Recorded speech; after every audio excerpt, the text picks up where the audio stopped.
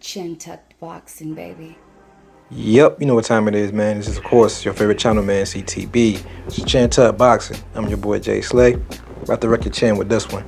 Hey, yo, man, is it me or is Mario Barrios kind of feeling himself a little bit? Regrettably, he deserves it, though. He just finished having an upset on Ugas. A lot of people didn't pick him to beat Ugas, me included. I thought it was going to be a competitive fight because Ugas don't have that power that I thought the Tank had to get Barrios out of there, or the power to get his respect the way Keith Thurman got. But I thought it would be a good scrap, you know what I'm saying? But I did not think that Mario Barrios was going to beat up Udenis Ugas. But he did. Congratulations to him. It was a great win, impressive win. I think Udenis Ugas should hang him up. In my honest opinion, I don't think the eye gonna get any better. In my opinion, he's gonna have that Antonio Margarito effect. I don't know if y'all remember Antonio Margarito, but he fought Miguel Cotto. You know, quote unquote, he had a plaster and a parage in his gloves. He beat Miguel Cotto, got a Manny Pacquiao fight. Manny Pacquiao swore that eye up, broke his orbital bone.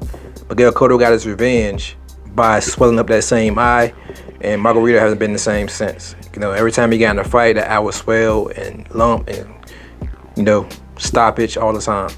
So I think Ugas is going to have that same effect. I think Ugas' eye might be more damaged than we thought off the Earl Spence fight, and Mario Barrios proved it by having the eye shell for swole shut. But I say this too, what caught me by surprise mostly was that he dropped Ugas with some jabs. Well, the jab, perfectly timed, well executed jab, but, you know, so now you got to put into question Udenis Ugas' punch resistance. But, you know, we was calling Udenis Ugas to fight Boots. Now I don't even want to see that fight no more. But I don't want to see Barrios versus Boots either. I don't want to see what his Barrios trainer called for either. Mario Barrios' trainer called for an Errol Spence fight. Let that sink in for a minute, because just a few months ago, that shit would be asinine to even mention.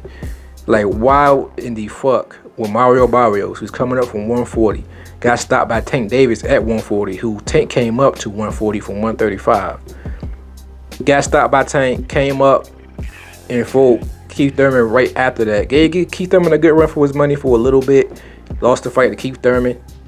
Now you think you deserve an Errol Spence fight? I'm going to tell you something. That seems to be smart now, bro. That seems to be a good idea. I'm going to be honest. I'm going to tell you why. No, don't call me a Crawford fanboy, whatever y'all want to say. Listen to me real quick and tell me if it makes sense or not. Suleiman came out and said that Errol Spence wasn't going to fight Crawford this year. Said that, you know, he didn't say to give a reason why. He just said the fight wasn't going to happen this year.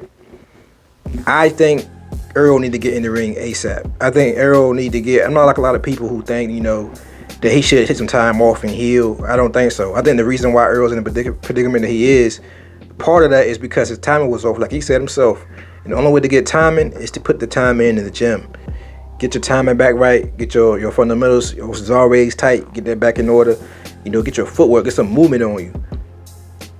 Barrios might be the perfect candidate for a warm-up fight, bro. Just listen to me now. I know what you about to say. I know what you want to say. Yo, you can't say in one breath that he can't fight Boots, but in the very next breath, he's going to fight a former unified champion. That's asinine. I know. I agree with you. It's very much so asinine. But if Crawford is willing to wait, let's say a couple months, let's say he wait until spring of next year, Errol should fight Barrios this year, bro. Like literally probably December, maybe it's too late for December, so maybe early, you know, first quarter, January, February-ish. Fight Barrios. Beat Barrios, hopefully. But say if you struggle with Barrios, that lets you know where you are. A Barrios trainer who's talking a lot of shit on Fight Hype, link will be in the description. If he keep talking that shit like that, you know what I'm saying, you with PBC, make that shit happen, bro. Don't put it on pay-per-view. If you're going to put it on pay-per-view, make sure that card is stacked. But, you know, keep Earl in the gym, man. Keep Earl going. If you with PBC, man, you have to treat Earl like he's fucking bread, bro. What I mean by that is treat him like your time is of the essence. You got to put it on the plate, serve it, and get it back in some heat and cook it and get it ready for the public consumption. I say that because Earl needs to get in the fight, get in the ring, man. But you want to put him in the ring with somebody who's competitive, who has a good backing, who, you know, has enough skills to defend himself, but doesn't have enough power, quote unquote, to possibly stop you, but at the same time does have enough power to keep your respect and to get fans respect. You know, a lot of people, I'm pretty sure Earl will be the huge favorite. The same way Ugas was. I'm pretty sure Earl will be a favorite. But it's gonna be that doubt of saying that, is Earl really Earl? Is Earl gonna be how he used to be? You know, is Barrios on his way up? Is Barrios looking good at 147 now? Maybe that's his new weight. Maybe 150. Be the catch weight at 150 or something like that. It's because Earl don't want to be at 150, 147 anymore. So maybe fight at like 150, 152ish, somewhere around there. You know, help Earl get acclimated to that 154 weight at the same time. You know what I mean? He get acclimated for that come up in weight by giving his feet weight a little bit. It's a smart ploy, man. I'm not gonna lie.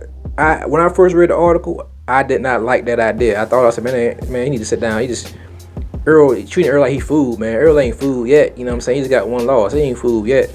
But I thought about it. I sat back and thought about it. Me and my boy Mom was about to make a show about it. I was like, yo, that's actually not a bad fucking idea, bro.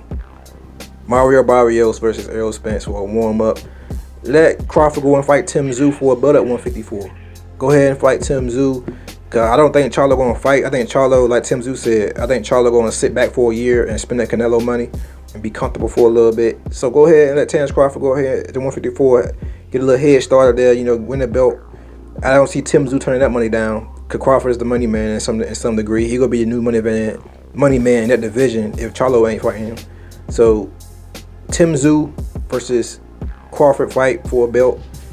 Errol Spence get his feet wet with Mario Barrios and then fight the winner for that belt. Tell me what you think about it, man. I think that's a brilliant ass idea. Shout out to Mario Barrios' trainer. Like I said, the link will be in the description. Article courtesy of Fight Hype. I'm curious what my boy Juan gonna say about it, so we might do a part 2 to this show because I really want to hear what he got to say about it. Because I know he got some rebuttals of what I'm saying, but he might wind up agreeing with me, man. Because you gotta admit this make hella sense. It made hella sense. How Earl come back early first quarter or December, have him come back, fight Mario Barrios. You know what I'm saying? Get your feet wet again. Go out here and come on, man. Barrios ain't too much better than Ocampo, bro. I put Ocampo maybe slightly better because Barrios was a regular champion at one point. He was a regular champion at 140. I don't remember Ocampo ever having the belt. So he's a former world champion. So come on, bro. In Dallas too, come on, it's making more sense now. Come on, in Dallas, like his trainer said, in Dallas, Texas, that Mexican crowd, that Aztec crowd out that mud is gonna be lit. Come on, bro. Come on, man. Come on, yo, Spence. Come on, bro. Make that shit, man. Long story short, I'm a Errol Spence fan. I'm a Terence Crawford fan. I'm a boxing fan. Period. This makes perfect sense all around. It made perfect boxing sense. Like I said, I'm an Earl fan. I don't want to see Earl go into another Crawford fight if he's not mentally ready. His body can be ready, everything can be tight, but the mental, man, he got to know in his mind that he's still that killer.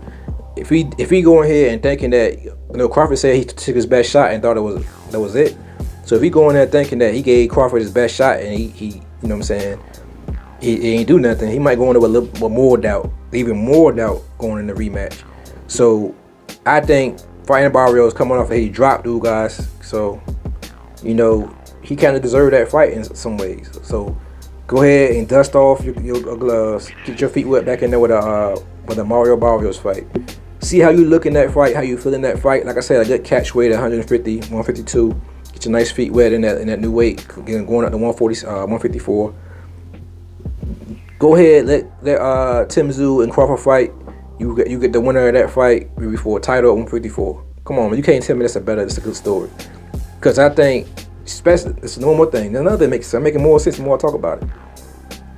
A lot of casual fans, you know what I'm saying? If you go ahead and dust off, like you go ahead and, I ain't saying like you do, like you say like you beat Ocampo in the first round. You can't beat no shit like that. Like if you go ahead and like dog walk him, you know what I'm saying? Or one punch knockout him. If it's like a one punch knockout, you know what I'm saying? Tank didn't even do that. So you go ahead and do a one punch knockout on Mario Barrios, or you go in there and dog walk him. Like I mean, bring corner to corner. You know what I'm saying? Just straight merciless beating.